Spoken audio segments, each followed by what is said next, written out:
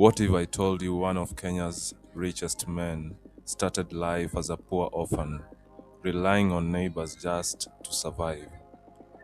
This is the unbelievable rise of Chris Kirubi. They called him CK, a man who turned struggle into strategy and poverty into power. On a contract, and I made up my mind I'm not. Kirubi was a dominant force in Kenya's business landscape for over 5 decades, having entered the corporate world in the early 1970s. By 2011, Forbes magazine estimated his net worth at 40 billion Kenyan shillings, which is approximately $400 million, placing him among Africa's 40 richest individuals.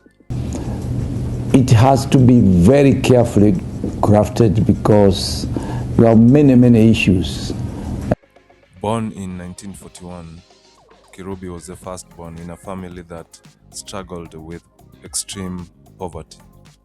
His life took a difficult turn when both his parents passed away while he was still young, forcing him to assume responsibility for his younger siblings.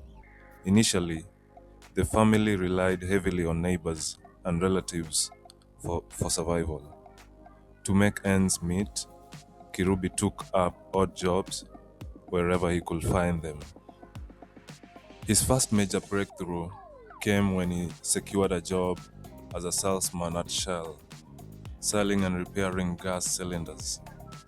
He later joined Kenya National Transport Company, Kenatco, a government-owned firm, as an administrator. These early roles exposed him to corporate operations and laid the foundation for his future business ventures.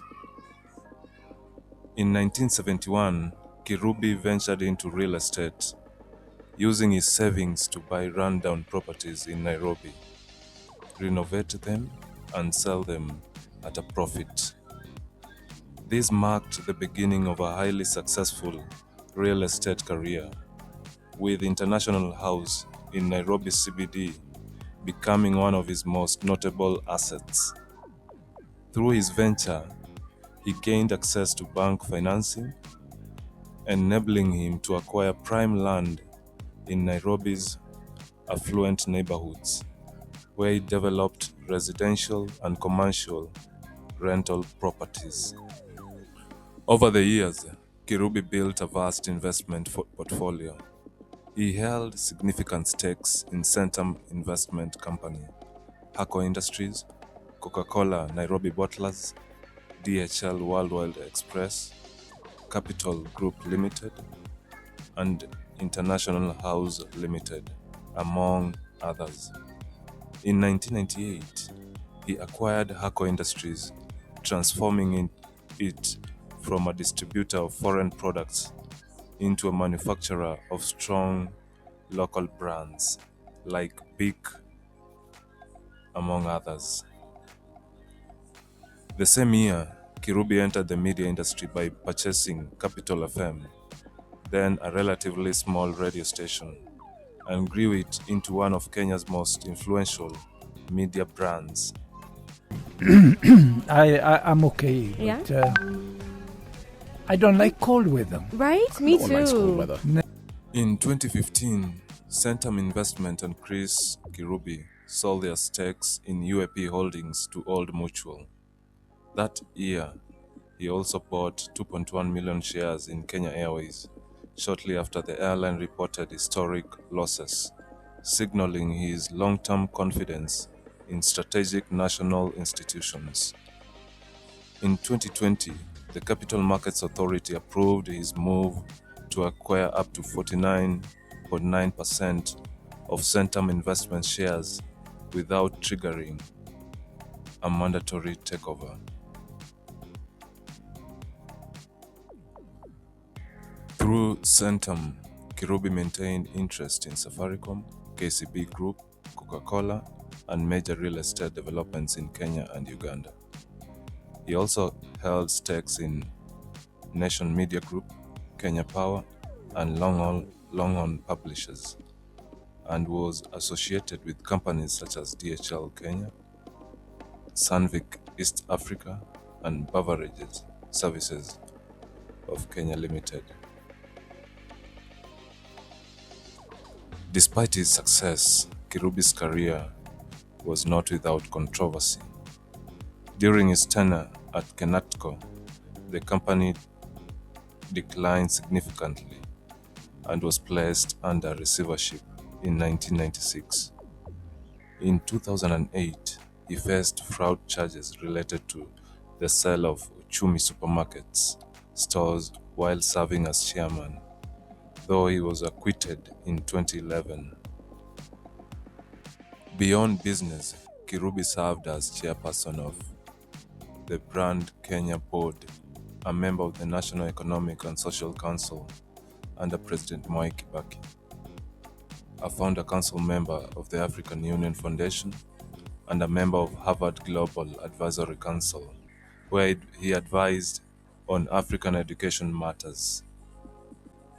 In his personal life, Kirubi was a father of two. His son, Robert Kirubi, works as head of Global Customer Program at DHL Service Logistics, while his daughter, Marianne Kirubi, serves as managing director at Hako Industries and runs a restaurant at Two Rivers Mall in Nairobi. Known for his motivational quotes and mentorship of young entrepreneurs, Kirubi consistently encouraged Kenyan youth to pursue ambition, discipline, and resilience. Chris Kirubi passed away on June 2022 after a long battle with cancer. But his journey from nothing to billions will inspire Kenya for generations. If his story motivates you, like, subscribe, and comment. What lesson do you take from Chris Kirubi's life? My breakthrough, yes, after working for other people for quite some time, I decided I'd done enough and I had to set myself up. So I prepared myself, and to be honest, when I left my job, which was on a contract, and I made up my mind I'm not going to be re-employed, I didn't know exactly what I'm going to do. And I think that is an ingredient with everybody. When you are starting up, you don't know exactly, because you don't know what is going to resonate with some success. So I just took a little office somewhere in town here, Kencom House. And I had moved with my secretary, to that place. Now, between me and poverty, I had 3 months leave pay, which I had not taken my leave. So I said, before these 3 months money for leave expires, I hope I'll have figured out what to do. So it was a very, very scary moment, especially if you have a permanent job and a good job. To just walk away from a job is not easy. And it requires a lot of planning, so maybe I didn't plan it very well. Now, when I left, within those 3 months, I met some friends of mine. They were working in this building. I was in Kencom House. And we were having coffee all the time together because I had a lot of free time. And they told me they were making lots of money. I said, in doing what? Because they were not employed, they were playing golf, and only to find out that they used to sell life insurance. They were selling unit trust insurances. And they told me if I knew lots of people, and if I got involved, maybe I could do bloody good job out of it, which I really felt was comforting because I could work when I wanted, I could do what I wanted, as long as I turned some business in. So that's why I started.